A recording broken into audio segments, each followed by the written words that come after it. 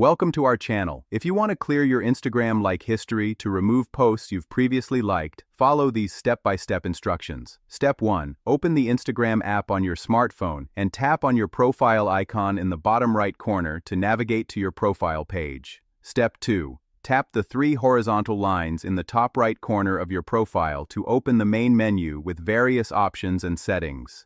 Step 3. Select your activity from the menu. This section provides access to all your interactions, including likes, comments, time spent, and archived content. Step 4. In the Your Activity section, tap on Interactions to view different types of engagement you've had on the platform. Step 5. Select Likes from the Interactions menu. This will display a chronological list of all posts you've liked, starting with the most recent. Step 6. Scroll through your liked posts and tap on any post thumbnail to view it. While viewing the post, tap the heart icon again to unlike it. Step 7. Continue this process for all posts you want to remove from your like history. Unfortunately, Instagram doesn't currently offer a Unlike All button, so this must be done individually. Step 8. To find specific liked posts more quickly, use the search function within Instagram to locate the original post, then unlike it directly from there, instead of scrolling through your entire like history. Don't forget to like this video and subscribe to our channel.